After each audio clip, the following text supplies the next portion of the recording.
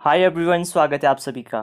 इस वीडियो में हम मॉडर्न हिस्ट्री के आधुनिक भारत के टॉप 20 क्वेश्चंस देखेंगे और इजी क्वेश्चंस होंगे।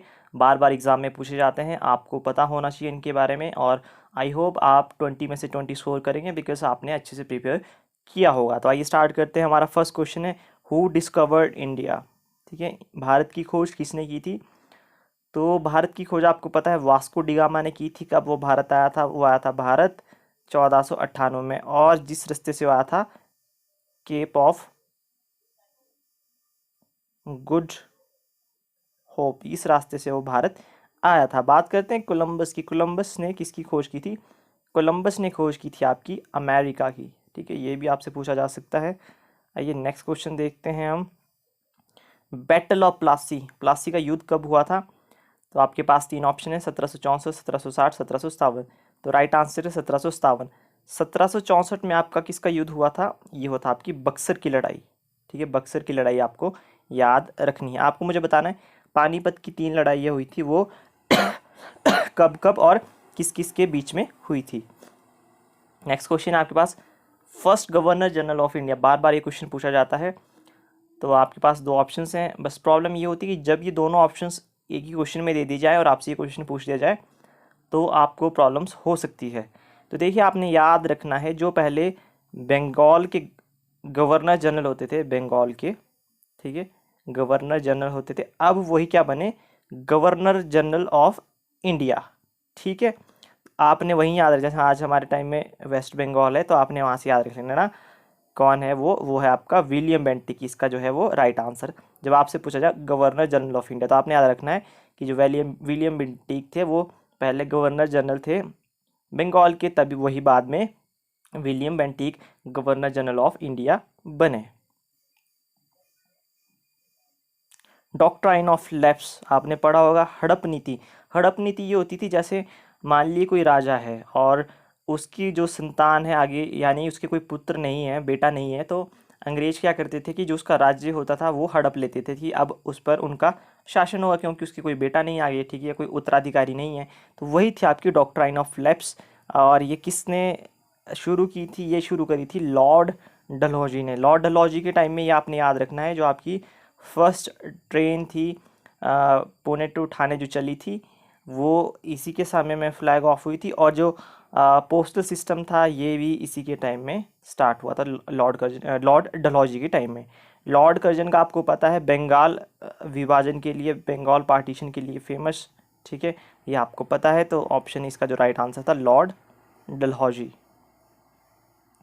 विडो री मैरिज एक्ट, ठीक है, जो विडो को हिंदी विधवा पुनर्विवाह एक्ट, वो किसने फ्रेम किया था? किसने मतलब उसमें बड़ा सहयोग किया था? ठीक है, तो यहाँ पर राजा राम मोहन राय या ईश्वर चंद्र विद्यासागर। तो इसका जो राइट आंसर है, विडो री मैरिज एक्ट में ईश्वर चंद्र विद्यासागर का बड़ा ही अमूल्य योगदान है। अगर आप बात करें राजा राम मोहन राय जी की, तो सती प्रथा को एबोलिश करने में, ख़त्म करने में इनकी बड़ी भूमिका रही है। तो ये क्वेश्चन ये पूछा जाता है, तब आपने राजा राम मोहन राय करना है। फर्स्ट सेंसस इन इंडिया, जो पहली जनगणना हुई थी, ठीक है, वो कब हुई थी? किस गवर्नर जनरल के टाइम में हुई थी? तो आपने याद रखना है लॉर्ड मायो के टाइम में याद रखना है। और ये क्वेश्चन भी पूछा जाता है कि लॉर्ड मायो हिमाचल प्रदेश कब आए थे? जितना मैं याद कर पा रहा हूँ 1881 के अराउंड ये भारत में आए थे। Formation of Indian national Congress, जो आपकी इंडियन नेशनल कांग्रेस थी, वो कब बनी थी? ठीक है, आपके पास दो ही ऑप्शन है, 1885 या 1905। ठीक है, तो 1885 में है आपकी जो इंडियन नेशनल कांग्रेस की स्थापना हुई थी। और किसने की थी? A.O. ह्यूम। ठीक है, तो आपको पता है, आप ये याद भी रख सकते हैं।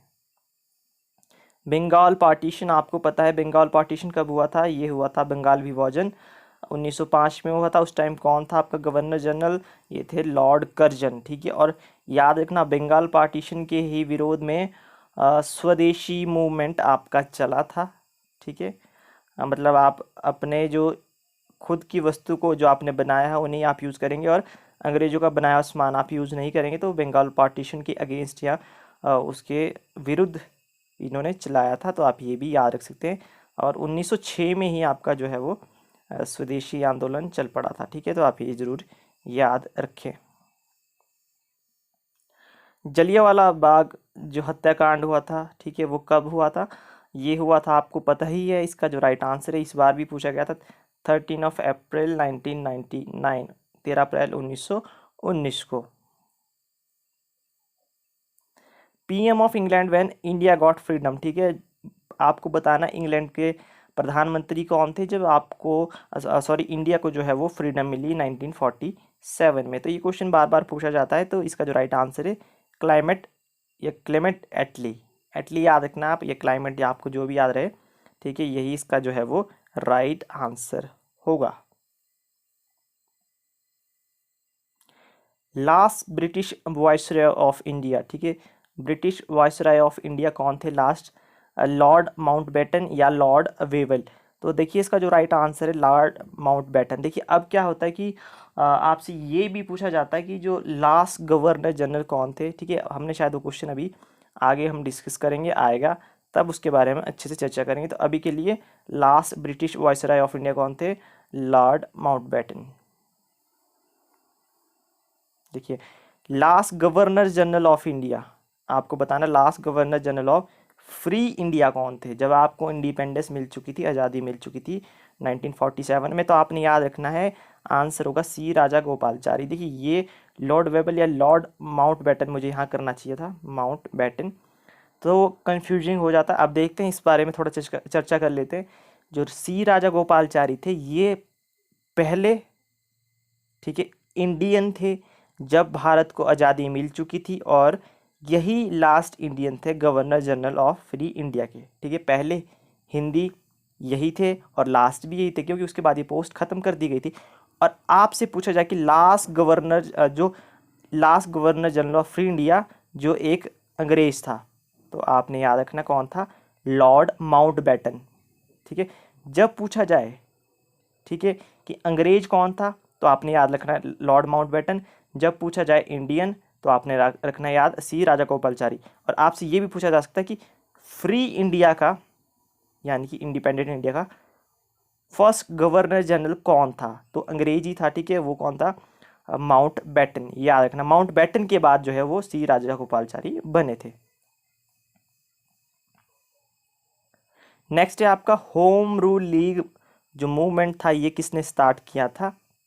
1916 से 1917 के बीच में चला था, बाल गंगाधर तिलक और एनी बेसेंट। ठीक है, तो देखिए इन दोनों ने ही ये मूवमेंट स्टार्ट किया था, तो यहाँ पर दोनों ही आंसर जो है आपके वो करेक्ट होंगे।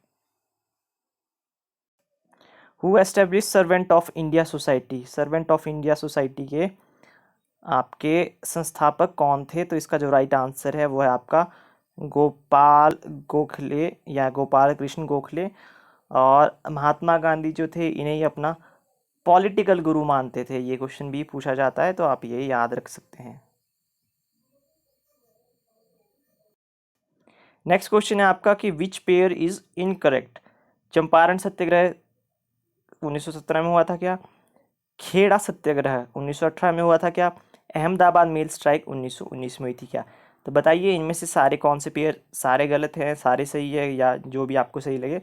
तो देखिए जो आपका चंपारण सत्याग्रह था 1917 में हुआ था, याद रखिएगा। खेड़ा मूवमेंट है, खेड़ा सत्याग्रह 1918 में हुआ था। अहमदाबाद मेल स्ट्राइक आपकी 1919 में नहीं 1918 में हुई थी, तो आप ये याद रखिए, इंपॉर्टेंट है। गांधी जी देखिए एडिटर थे, ठीक है, आपको बताना है किन अखबारों या मैगजीन के वो एडिटर थे। Young India, Indian opinion, young India, आपको बताना है फर्स्ट टू, टू थ्री या ऑल। तो देखिए जो गांधी जी थे वो यंग इंडिया के एडिटर भी रह चुके हैं, इंडियन ओपिनियन या यंग इंडिया के, इन सभी के वो एडिटर थे, तो इसका जो राइट आंसर होगा all. Who killed general Dyer? ठीक है, जनरल डायर को किसने मारा था? जनरल डायर वही है जिसने आपका जो जलियांवाला बाग हत्याकांड को एक तरीके से शुरू किया था, या जो भी हम कहें, ठीक है, वही इसका एक मेन पहलू था। उसी ने ऑर्डर दिया था गोलियां चलाने का। तो उसे किसने मारा था? उसे मारा था उधम सिंह ने। अभी मूवी भी आई थी, आप सभी को पता है। सिविल डिसओबीडियंस मूवमेंट, ठीक है। तो ये कब स्टार्ट हुआ था ये आपको बताना है। जो सिविल डिसओबीडियंस मूवमेंट था या सहयोग आंदोलन जिसे हम कहेंगे, ये स्टार्ट हुआ था 1930 में। एक और नाम से फेमस है डांडी मार्च, डांडी यात्रा के नाम से ये फेमस है। और ये कब स्टार्ट हुई थी डांडी मार्च? 12 मार्च, देखिए डांडी मार्च का मार्च में ही है, 12 मार्च 1930 को गांधी जी चले थे। और कितने उनके साथ उनके फॉलोवर थे? 78। और उन्होंने जो वहाँ पर साबरमती आश्रम की साइड में जाकर आपका जो है वो नमक बनाया था और उन्होंने नमक कानून तोड़ा था। तो आप ये चीज़ें याद रख सकते हैं। और 1942 में तो आपका क्विट इंडिया मूवमेंट था, भारत छोड़ो आंदोलन था। Who attended all round table conference, ठीक है, ऑल जितनी भी हमारी राउंड टेबल कॉन्फ्रेंस हुई थी सभी में किसने पार्टिसिपेशन किया था, कौन उसमें मौजूद थे? तो इसका जो हमारा राइट आंसर है, इसका जो राइट आंसर है B.R. अम्बेडकर। राजेंद्र प्रसाद आपको पता है हमारे इंडिया के फर्स्ट प्रेसिडेंट थे। Which is correctly match Cripps mission 1942, quit India movement 1942। तो ठीक है, क्रिप्स मिशन आपका 1942 में यहाँ था। जो आपके कॉन्स्टिट्यूशनल जो आपके प्रपोजल्स थे कि आपको कानून कैसे कैसे बनाना है, ये जो भी इनके ब्रिटिश इंडिया के या ब्रिटिश आपकी जो गवर्नमेंट थे उनके जो भी कानून के रिगार्डिंग कुछ भी जो भी था, ठीक है, क्वेरीज थी या जो भी प्रपोजल्स थे, उनको क्रिप्स मिशन का नाम दिया जाता है।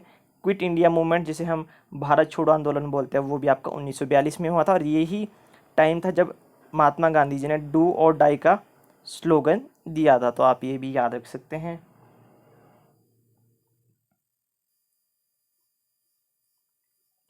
तो ये थे आपके आई थिंक जितने भी क्वेश्चंस बनते थे इंपॉर्टेंट क्वेश्चंस थे। बाकी क्वेश्चंस भी आते रहेंगे, ठीक है। आई होप आपको वीडियो पसंद आई होगी। आप लाइक कर सकते हैं, शेयर कर सकते हैं, सब्सक्राइब कर सकते हैं। मिलते हैं आपसे नेक्स्ट वीडियो में। अपना स्कोर ज़रूर कमेंट सेक्शन में हमें बताएं। Till then have a good time, take care.